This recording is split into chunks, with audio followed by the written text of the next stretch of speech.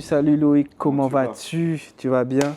La forme, Ouais, super, super. Ben, content de te voir, content de te revoir. content de te revoir. Donc là, t'es aux Antilles, t'es avec C'est ça. nous, t'es en Guadeloupe, Exact. sur ta terre natale, c'est ça? Je suis martiniquais de base. C'est ce que je me disais. Je suis martiniquais, madame est guadeloupéenne. Donc Ouais. on a fait les deux. Ok. On essaye de le faire minimum tous les 2 ans. Ok. Mais sinon, je suis né en métropole. T'es né en France comme moi. C'est ça. Dans quelle ville en France? Évry, 91. Ok. Moi, je suis né à Villeneuve-Saint-Georges, mais j'ai habité à Évry à Fleury, donc à côté d'Évry pendant 15 ans. Ok. Moi, j'ai habité à Limay, juste à côté de Villeneuve-Saint-Georges. Ok, donc on a fait un switch. T'habites ouais, ok. Moi j'habite. Non, mais j'allais dire, j'habitais aussi à Évry. Je suis né là-bas et j'ai habité là-bas. Mais quand tu m'as dit Évry, j'ai cru que t'habitais à Évry, mais tu viens de me dire Fleury, donc Ouais. J'avais pas te demander où t'habites. Évry. Ouais. Si t'habitais pas là-bas. J'habitais pas là-bas. Là-bas. Mais j'allais souvent à Évry, à l'Agora. Ouais. Pour le coup, ça, Pour le coup, ça. on connaît bien. On connaît bien. Et donc on s'est vu il y a 2 ans. C'est ça. Ça. Donc on a eu un petit couac après Un petit couac avec. Ça, c'est la vie, ça. Ce dur, c'est la vie. vie. Mais comme on dit, rien n'est perdu. Donc voilà. Donc aujourd'hui on en est là, 2 ans après. On avait parlé de tes activités qui devaient démarrer, donc Mikao School, ça on va en parler dans quelques minutes. Mais là aujourd'hui, tu es dans mon podcast. Et dans mon podcast, le Switch, on va essayer de comprendre à quel moment tu es devenu le Loïc Monlouis d'aujourd'hui. Donc tu as été le Loïc Monlouis d'avant, qui je pense était salarié, se cherchait, ne savait pas qui il était, etc. Et puis à un moment, boum, tu t'es trouvé et tu es devenu le Loïc d'aujourd'hui, qui a une vision sur le long terme. Je regarde beaucoup ce que tu fais avec ton pote Tracy, associé. C'est ça. Ouais, associé, clairement. Pote, associé, frère. Ouais, clairement. Donc, Tout ça à la fois. J'adore l'alchimie que vous avez ensemble. Et puis on sent vraiment qu'il y a une vraie connexion, une vraie fraternité. Vous vous connaissez depuis longtemps? Ça fait depuis... je l'ai rencontré quand je faisais de la gestion de patrimoine. On s'est croisés au milieu de nos activités, puisque lui venait former par rapport à ses domaines de compétences, notamment par rapport à comment est-ce que tu peux faire pour développer des stratégies de marketing digital pour avoir du client. Sachant que moi, j'étais conseiller en gestion de patrimoine en indépendant. Il venait en fait avec son entreprise pour nous inculquer un peu ses connaissances. Ok. Et comme moi, à ce moment-là, en fait, j'étais pas salarié, mais j'étais indépendant. Et j'apprenais le monde de la gestion de patrimoine, mais je savais ce que c'était qu'avoir une communauté, parce que j'étais comédien avant ça. D'accord. Donc, toutes les techniques qu'il m'a apprises, je les ai assimilées pour moi-même. Et ça m'a permis de pouvoir commencer à un peu transformer mon image sur les réseaux sociaux, en passant du comédien à celui qui fait de l'éducation financière. Et il m'a notamment expliqué à l'époque les techniques pour attraper des clients sur LinkedIn, etc. Ok. Donc ouais, c'est comme ça qu'on a accroché au départ. Ouais. Et ensuite, on a eu de longues conversations où on s'est rendu compte qu'on avait énormément de points communs et des visions communes. Et voilà, de fil en aiguille, on s'est mis à un moment donné à travailler ensemble. Ok, c'est cool de voir ça.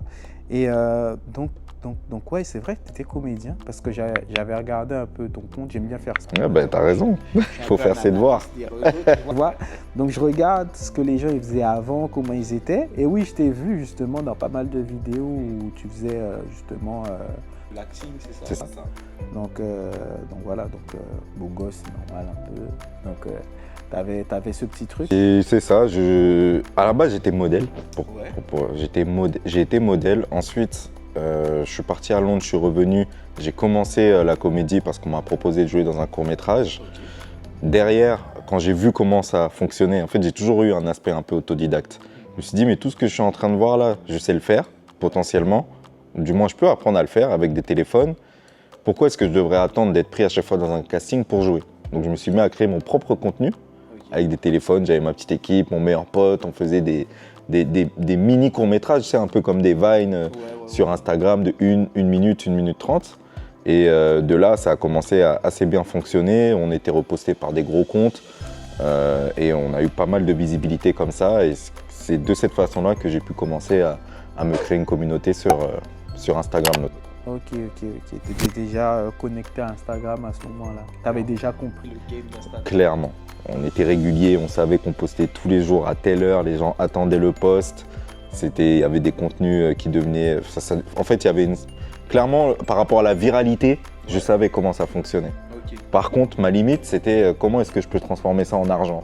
Ouais, ça c'est le problème de beaucoup Voilà. de créateurs de contenu. C'était mon problème parce que tu es là, tu fais des millions de vues, tu as des gens qui veulent prendre des photos avec toi, mais tu peux pas payer ton loyer à la fin du mois. Ouais, tu vois. ouais. Bon, tu es là, tu es en couple, tu as envie de commencer à construire les choses. À un moment donné, il faut se regarder dans le miroir et c'est comme ça que j'ai intégré le monde de la gestion de patrimoine. Ouais, pour comprendre comment fonctionne l'argent. Vraiment, la vraie raison au départ, c'est surtout parce que j'étais prêt à prendre tout et n'importe quoi pour faire de l'argent. Ok. Et je savais, de par la formation d'Yomi, que je voulais pas être salarié, Ouais. je voulais être indépendant. Et à travers l'entretien que j'ai eu avec la personne qui m'a reçu dans la gestion de patrimoine, elle m'a fait comprendre que si je me donnais les moyens, j'avais la possibilité d'atteindre ce que je voulais. Et donc j'ai foncé tête baissée. Ok. Sans poser de questions, on y va. À un moment donné, il faut y aller. Hein. Je suis un bélier, tu vois. Je ouais, fonce, ouais, après je réfléchis. Ouais. Et c'est comme ça que je me suis retrouvé dans ce milieu. Ok. Donc avant, on va essayer de retourner. Avant l'acting, donc tu as fait de l'acting. Avant l'acting, qui était Loïc Montlouis? Avant l'acting, Loïc Montlouis était... Je sortais d'un an d'expérience à Londres parce que j'ai essayé de percer dans le mannequinat. Ouais. Malheureusement, ça n'a pas fonctionné parce que je remplissais pas tous les critères. Pas assez quoi, grand, les critères? pas les traits assez fins. Ok. Tu sais, ils cherchent des personnes avec des traits caucasiens, mine de rien, même quand ils cherchent Ouais. des noirs ou des métis, ce qui n'est pas mon cas. Moi, j'ai des traits négroïdes. Ouais. Et puis je pense Même qu'il en y a- Angleterre, pourtant c'est très cosmopolite et tout, machin. Je sais pas. Ouais. Une chose est sûre, c'est que j'ai essayé, que ça n'a pas fonctionné. Aussi parce qu'il y a une réalité, c'est que pour que ça fonctionne, il faut faire énormément de casting. Ouais. Et moi, quand j'étais là-bas, il fallait aussi que je mange. Donc je travaillais à Pull & Beer, dans la vente. Ouais. Et donc ça m'occupait beaucoup de temps. En plus, j'avais un âge, je ne vais pas te mentir, 22-23 ans, j'aimais faire la fête. Ouais. Donc je sortais pas mal. Et en fait, je trouvais pas assez de temps, je faisais pas assez de casting, je pense, avec du recul. Mais je suis pas mécontent de ne pas avoir fonctionné dans ce monde-là parce que je m'éclate beaucoup plus aujourd'hui en ayant la possibilité de m'exprimer et d'être reconnu pour autre chose que mon enveloppe corporelle. Là où à cette époque-là, j'avais la sensation que c'était mon arme la plus forte et que c'était que ça qui me permettrait d'arriver là où je voulais. Sachant qu'avant ça, je suis quand même allé jusqu'en BTS commerce international, Ouais, quand même. mais je ne l'ai pas eu. Ok, mais tu as eu, l'apprentissage. J'ai eu donc l'apprentissage après, du marketing. Je savais comment fonctionnait ce monde. J'avais une ouverture d'esprit parce que j'avais fait un stage au Canada. Voilà, tu vois. voyager, c'est important. Clairement. Donc j'avais une ouverture d'esprit et je te dirais que Loïc, c'était quelqu'un qui savait ce qu'il ne voulait pas faire. Je savais ce que je voulais pas faire, j'ai toujours fui ce que je voulais pas faire. Je voulais pas me retrouver salarié dans un bureau Ouais. à me faire chier. À quel moment tu as eu c'est pas un dégoût, mais tu t'es dit non, je veux pas être salarié. À quel moment ça a été clair dans ta tête? Je pense que ça a été à mon stage en 3e. Ok. Je l'ai faite dans l'entreprise où mon père travaillait. Mon père était salarié. Il faut savoir que mon père, ça a toujours été quelqu'un qui m'a énormément influencé. Ça a été mon rôle modèle. Ouais. Mais le voir dans une entreprise en tant que salarié, à devoir répondre à des ordres d'autres personnes qui parfois ne méritent même pas qu'on réponde à leurs ordres, tellement au-delà du fait que ce sont des personnes incompétentes, ce sont des personnes qui abusent de leur pouvoir, tu vois. Malheureusement. Et voir ça, et voir mon père un peu subir tout ce truc-là, je me suis dit non, je ne peux pas être cette personne. Ouais. Donc c'est à partir de ce moment-là que j'ai su que je ne voudrais pas d'une vie en tant que salarié dans un bureau classique, etc. Et c'est pour ça que j'ai un peu décroché dans mon BTS, pour d'autres raisons, mais c'est aussi pour ça. Et derrière, Les soirées. Petit métier. Hein. les soirées, les Aussi, non, mais on va pas se mentir, Métropolis, on connaissait, on Ouais. allait en boîte, mais j'aurais pu, si je m'étais donné les moyens, continuer à sortir et avoir mes diplômes. Ouais. Mais j'ai décroché parce que j'y croyais pas, donc après j'ai été animateur en centre aéré, j'ai été vendeur de basket à Châtelet pendant longtemps. Ok. C'est là-bas que j'ai appris mes premières compétences commercial, entre guillemets, tu vois, pour pouvoir convaincre des gens à vendre, etc. Donc voilà, qui était Loïc avant. Donc, tu as fait de la vente. Moi, j'ai fait de la vente aussi, mais c'était en Guadeloupe, Ok. c'était Sport Action aussi. Et j'ai appris aussi les compétences de vente à ce moment-là. J'ai vendu des paires de chaussures, donc si vous êtes allé à Châtelet entre 2014 et 2018, il est fort probable que je vous ai vendu une paire. Ok. Ok. C'est peut-être possible, là. Bon, après, ça date de tellement longtemps, Ouais. donc c'est possible qu'on s'est croisés à Châtelet. J'allais pas souvent à Châtelet, mais j'y allais, donc ouais. Donc c'est Sur la rue Saint-Denis. ouais, c'est fort possible, c'est fort possible. Mais bon, après voilà, ça date. Donc ouais, t'es passé par là.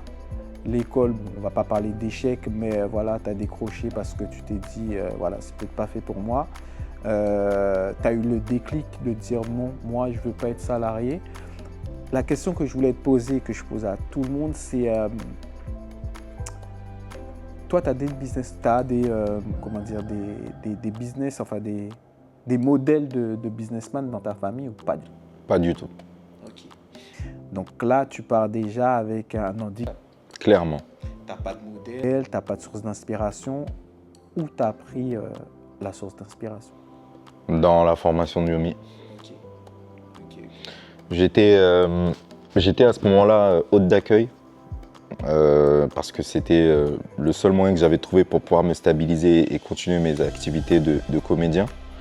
Mais je sentais que je m'essoufflais en ce sens que j'avais toujours eu le rêve de réussir en tant qu'artiste, mais en même temps ça ne me ramenait pas d'argent comme je te l'ai dit tout à l'heure.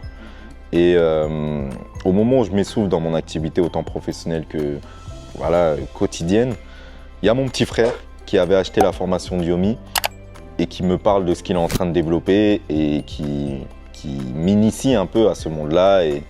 Et déjà, quand j'ai commencé à voir la partie mindset, ça a clairement fait shifter mon cerveau en fait. Ok. Je pense que pour la première fois, grâce à tout ce que j'ai compris à travers ce qu'il me disait, je me suis dit ah ok, en fait c'est pas, tu n'y arrives pas comme ça par hasard. Il y a vraiment un état d'esprit à avoir. Il y a un vrai état d'esprit à avoir, il y a un vrai travail à faire. Et j'ai compris qu'il y avait la possibilité de conditionner sa réussite, Ok. clairement. Et donc c'est à ce moment-là, je pense que j'ai eu la sensation de comprendre comment est-ce que je ferais pour réussir ma vie d'un point de vue réussite financière ou de réalisation entrepreneuriale ou quoi. Ok. C'est à ce moment-là.